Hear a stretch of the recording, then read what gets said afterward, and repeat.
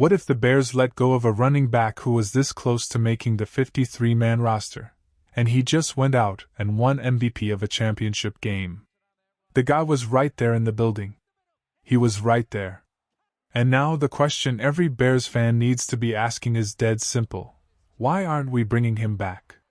If you love Chicago Bears football as much as we do, smash that like button, hit subscribe, and share this with every Bears fan you know. We drop something new every single day, so turn on those notifications. That player is Ian Wheeler. And if that name doesn't ring a bell right away, here's a quick reminder. Wheeler was with the Bears in 2024 and pushed his way through training camp in 2025 before getting cut. The problem was he was coming off an ACL tear, and the version of Ian Wheeler everyone saw in camp just didn't have that full burst back yet. He looked like a guy who was still searching for himself physically.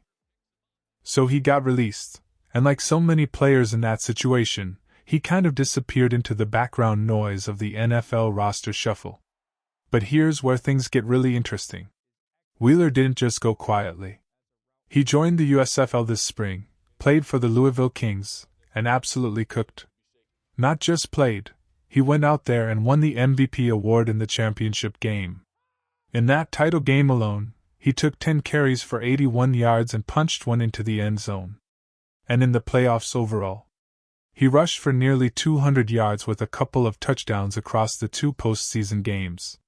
His yards per carry for the full season, playoffs included, was nearly 6.5. That is not a guy who is done. That is a guy who got his legs back under him. Think back to the 2024 Hard Knocks season. Wheeler was genuinely competing for a roster spot. There was a real world in which he was going to make that 53-man roster. Then he blew out his knee in a preseason game. Gone. And then last year in camp, it was obvious. That first season back from an ACL is notoriously cruel to skilled players. The explosion isn't fully there. The trust in the leg isn't fully there. Everyone in football knows it's almost always that second year back where you see the real player return. And watching his USFL highlights.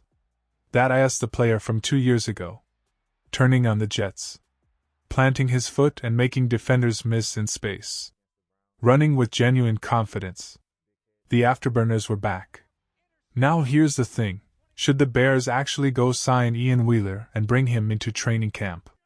Think about what the running back room looks like beyond DeAndre Swift and Roschon Johnson.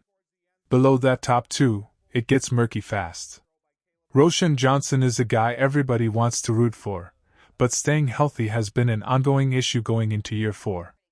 After that, Britton Brown is back, Coleman Bennett is in the mix, and Salvon Ahmed is there too, but Ahmed didn't play a single NFL snap last year.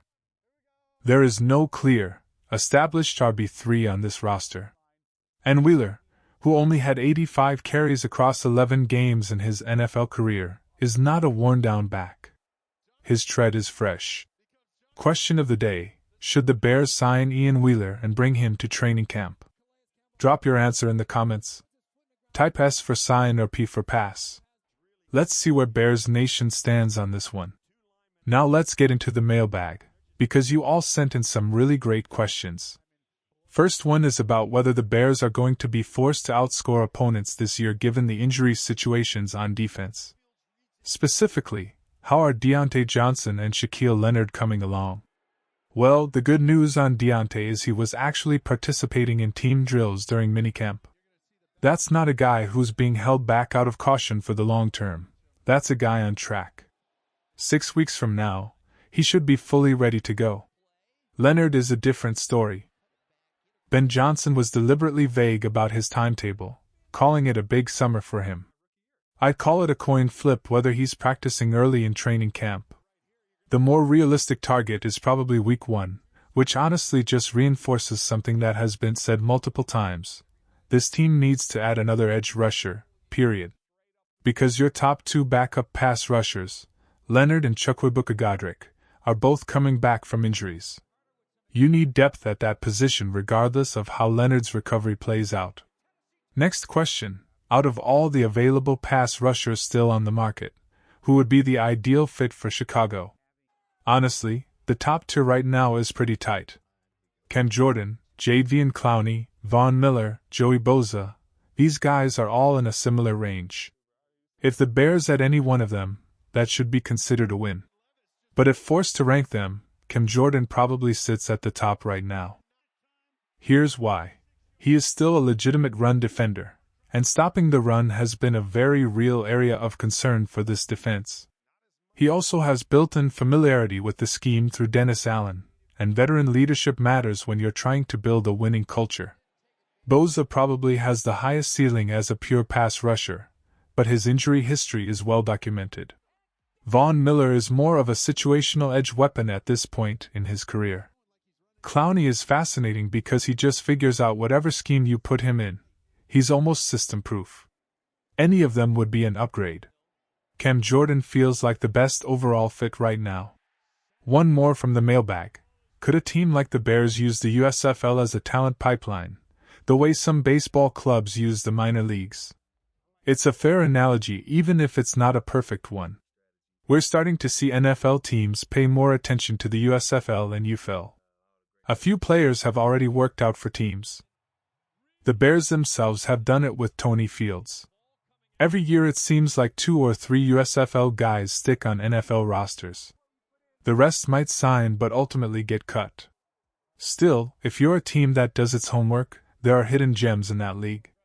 And based on what Ian Wheeler showed this spring, he might be one of them. Here's a question worth sitting with. Besides Caleb Williams, which player on this roster needs to make the biggest individual leap for the Bears to realistically compete for a Super Bowl? This is one of the most compelling debates surrounding this team right now. Austin Booker is an interesting answer. He has the physical tools, and if he breaks out as a legitimate pass rusher, this defense looks completely different.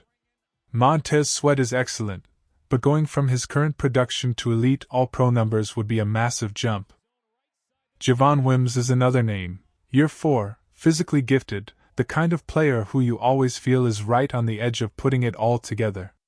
And then on the other side of the ball, if Kyler Gordon comes back healthy and plays like a true All-Pro corner, and Jalen Johnson stays available and performs at his ceiling, you are essentially getting 2 high-end additions that this team basically didn't have last year.